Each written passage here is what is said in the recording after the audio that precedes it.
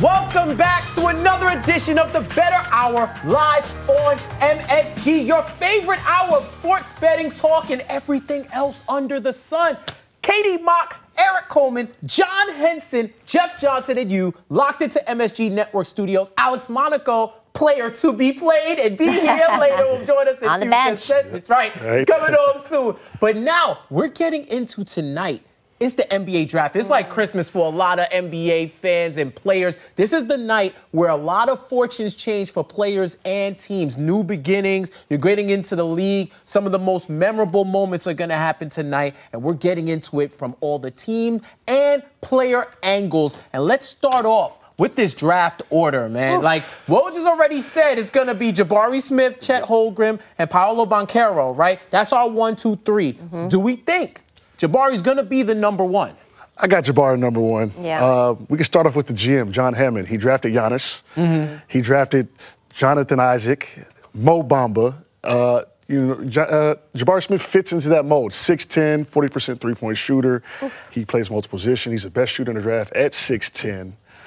He checks all the boxes for the number one pick. And he's definitely, I think that's a lock. So, yeah, I can see it happening, but I mean, Chet Holmgren does as well, right? I mean, he can handle the ball well. He's tall, he's lanky, he can shoot the three. I think he might shoot it at a just as close a clip as Jabari. But Jabari, when you look at him physically, he looks like he's more ready to just be inserted into that lineup for sure. Yeah, I mean, who am I to disagree with Woj, you know? Except for when he's talking about sports betting. But yeah, I'd like Jabari Smith to go number one as well. Right, and I think the only way this shakes up is if something happens like a trade, right? Like if there's a trade or anything that goes on, this could throw this entire scene out of whack. Right. So let's get to it. What teams do you think, John, are trying to trade up in any point in this draft? I've heard Detroit trying to move up. They have Troy Weaver, who's from the OKC War Chest. They grabbed him. Actually, when I was there, he's been really aggressive. He traded Jeremy Grant the other day. He's trying to move up in the draft. He's trying to acquire picks. I think they're trying to have that OKC mold, and the draft is where they start.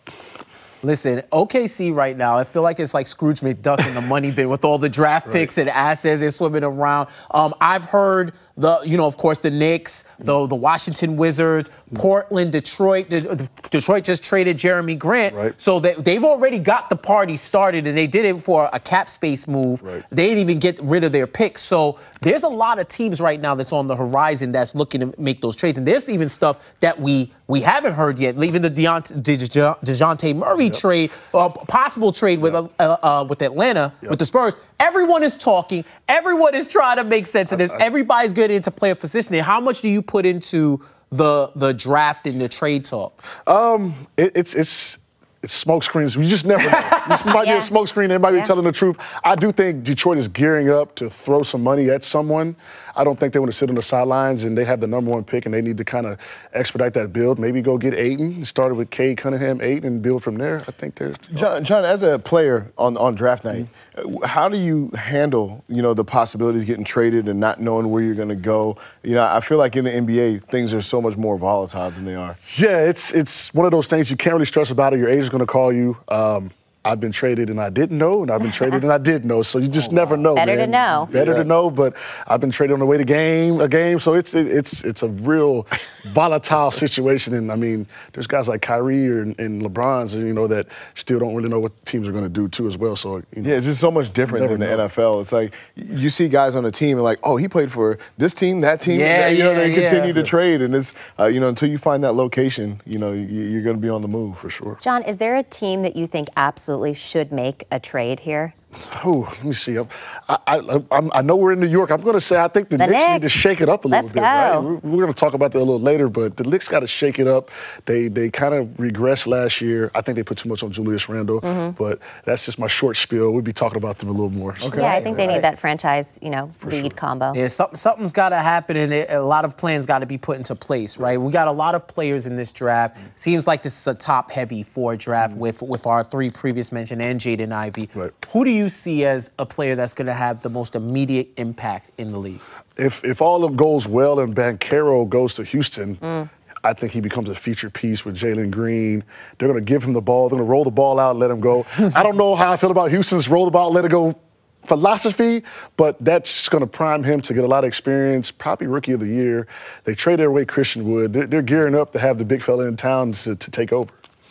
Yeah, I think that their style is good for a lot of buckets. Yes. You know, it's going to be a lot of L's, and it's going to be a lot of buckets, Right. but this is going to be the training ground. It's almost, they're getting to reset. Houston's getting to reset now with Jalen Green and possibly Paolo, too. Yeah. So I think that's something. I'm really interested in Chet Holmgren, though. Like, if he goes to OKC and you have him and Giddey and Shea on the team, I feel like they'll have a foundation where eventually OKC's gonna have to use some of them picks or something to get in some veterans, because these three together can make like an immediate impact, I think. I like Holmgren. He's going to be a good player. He's skilled. He's tall. He's athletic. I think it's a no-brainer that he'll be successful. At what level, we don't know, but he'll be fine. I love his defense. Right. You know, he doesn't get enough credit for his defense. He's a shot blocker. He's athletic, and I love what you just mentioned with OKC. It kind of reminds you of back in the day when they had Durant, when they had Harden, when they had Westbrook. Those are all guys who they got through the draft, and unfortunately they changed teams. But if they can keep that core together,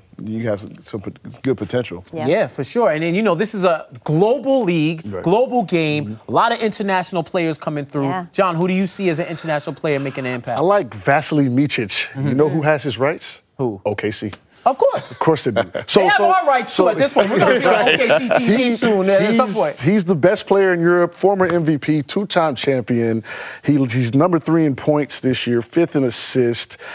He's a Serbian guy. Jokic is pushing Denver to go get him. Denver's trying to position themselves to go get him. So he's one of those guys that is going to come in and make an immediate impact. You see what they did with Campazzo, and he's actually a free agent this year. So maybe they'll swap out European guys and see what happens. Yeah, it's There's almost another like Nikola Jokic, right? On the I think that's so. being drafted. Yeah, it's one letter different. It's one letter different. One letter different. That's crazy. Well, what can I say? My name's Jeff Johnson. We are worldwide. We're millions of us worldwide, right? And Denver is almost taking the Spurs' old formula of getting the best international stars and putting them together. So it's gonna be interesting to see. This is why we love draft night. Right. Anything can happen. And when we come back on the Bettor Hour, look, we got the man John Henson, we got Alex Monaco on the Bettor half hour set talking draft night stories. Lock in with us.